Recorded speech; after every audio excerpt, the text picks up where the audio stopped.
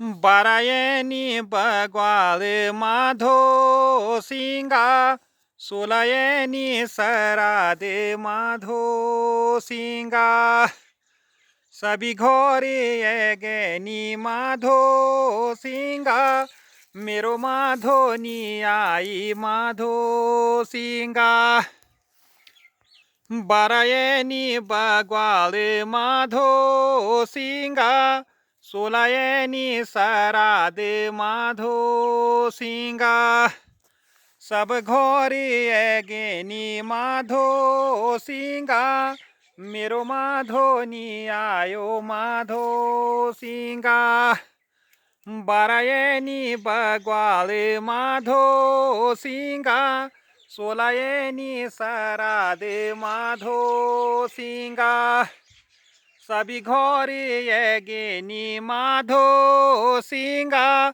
मेरो माधो नी आयो माधो सिंगा बारायणी बग्वाल माधो सिंगा सोलायनी सराद माधो सिंगा।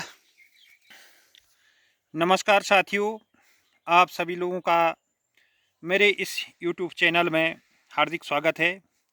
आज मैं आपको गढ़वाल में धूमधाम से मनाई जाने वाली इगास बग्वाल के बारे में अपने इस चैनल के माध्यम से जानकारी देना चाहता हूं।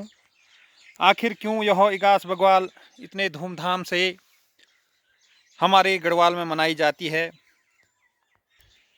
यह परंपरा सन 1627 में एक बड़ी घटना के कारण प्रारंभ हुई। उस समय श्रीनगर गढ़वाल में राजा महपत शाह का शासनकाल था तथा तिब्बत से आक्रमणकारी लगातार हमला कर जान माल को नुकसान पहुंचा रहे थे। उस समय राजा महपत शाह के दो भड़ों का बहुत बोलबाला था। भड़ माधो सिंह भंडारी प्रमुख सेनापति थे तथा दूसरे सेनापति भड़ रिखोला लोधी थे। रिखोला लोधी दक्षिण गढ़वाल की सीमा में रह रहे आक्रमणों को रोकने दक्षिण सीमा भावर कालागढ़ सीमा पर तैनात थे और जब तिब्बती सेना ने फिर गढ़वाल पर आक्रमण कर दिया तो व्यथित होकर महपत शाह ने भड़ माधो सिंह भंडारी के नेतृत्व में तिब्बत की ओर सेना भेज दी। 6 महीने युद्ध चलता रहा। युद्ध लड़ते लड़ते माधो सिंह भंडारी अपने युद्ध कौशल, कला व आसीन इच्छा शक्ति से तिब्बती सेना को गाजर मूली की तरह काटते हुए अंदरूनी तिब्बत तक उन्हें खदेड़ दिया तथा तिब्बत व गढ़वाल की सीमा पर पत्थरों से एक लंबी सीमा रेखा का निर्माण कर दिया, जिसे आज भी इतिहास में मैकमोहन रेखा के नाम से जाना जाता है। और युद्ध जीतने के बाद श्रीनगर लौटने में सुदूर तिब्बत से माधो सिंह को कई महीने लग जाते हैं। सारे राज्यवासी व राजा महपत शाह शंका में पड़ जाते हैं और पल पल दुखी होकर के अपने समय को व्यतीत करने लगे।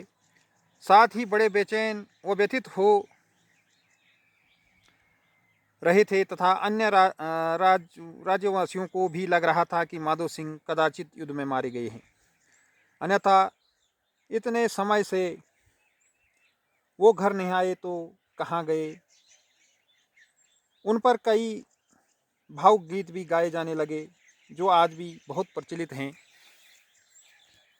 और एक बहुत ही करुणामय भावुक गीत उन्हीं की माता द्वारा, क्योंकि वह भी पुत्र के वियोग में रो रो करके अपने जीवन को यापन कर रही थी, तो उन्हीं के द्वारा एक भावुक गीत गाया गया जो कि इस प्रकार से है। बारायणी बग्वाल माधो सिंगा सोलायनी सराद माधो सिंगा सभी घोरे गेनी माधो सिंगा मेरो माधो नी आई माधो सिंगा बारायनी बग्वाल माधो सिंगा सोलायनी सराद माधो सिंगा सभी घोरी गेनी माधो सिंगा मेरो माधो नी आयो माधो सिंगा तेरी माजी रूणी छ माधो सिंगा तेरी माजी रूणी छ माधो सिंगा बारायनी बग्वाल माधो सिंगा सोलायनी सराद माधो सिंगा चौले छाण्या रे गिनी माधो सिंगा दाल दोली रे गे माधो सिंगा बारायनी बग्वाल माधो सिंगा सोलायनी सराद माधो सिंगा मेरो माधो नी आयो माधो सिंगा मेरो माधो नी आयो माधो सिंगा मेरो माधो नी आयो माधो सिंगा। और अचानक बग्वाल के 11वें दिन बाद भड़ माधो सिंह भंडारी युद्ध जीतकर अपने बचे सैनिकों के साथ श्रीनगर दरबार में पहुंच जाते हैं। यह देख महपत शाह अत्यंत खुश हो जाते हैं और पूरे दरबार में खुशियों की बहार छा जाती है। राजा ऐलान करते हैं कि इस वर्ष पूरे दरबार में बग्वाल नहीं मनाई गई, इसलिए माधो सिंह के लौटने की खुशी में आज 11वें दिन में बग्वाल मनाई जाएगी। तब से आज भी हम इस दिन को इगास बग्वाल के रूप में मनाते हैं।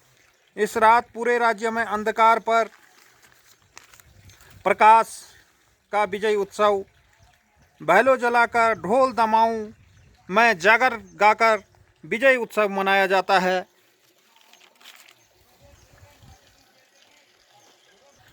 हालांकि एक अन्य कहानी भी इस परंपरा से जुड़ी है। प्रभु श्री राम रावण विजय के उपरांत दीपावली के दिन अयोध्या पहुँचे और इस उपलक्ष्य में पूरे अयोध्या में दीपोत्सव की रोशनी से दीपावली जगमगा गई और दीपावली मनाई गई। और गढ़वाल राज्य पहुंचने तक यह सूचना को ज़रा समय लग गया और लगभग 11वें दिन तक यह गढ़वाल में पहुंच पाई। तब 11वें दिन के बाद यह दीपावली का त्यौहार हमारे गढ़वाल में भी धूमधाम से हंसी खुशी के साथ मनाया गया। तो साथियों, ये थी मेरी एक सूक्ष्म वीडियो एक इगास बग्वाल के अवसर की परंपरा की एक जानकारी। साथियों, मुझे आशा है कि आप लोगों को यह एक छोटी सी जानकारी ज़रूर पसंद आई होगी और मैं आशा करूँगा कि आप लोग इस वीडियो को ज़्यादा से ज़्यादा देखने का कष्ट करेंगे और इस वीडियो में अंत तक बने रहने की कोशिश करेंगे। तो साथियों, मैं फिर अगली वीडियो के साथ फिर दोबारा आप लोगों तक अपने इस चैनल के माध्यम से पहुंचने की कोशिश करूंगा। धन्यवाद, नमस्कार।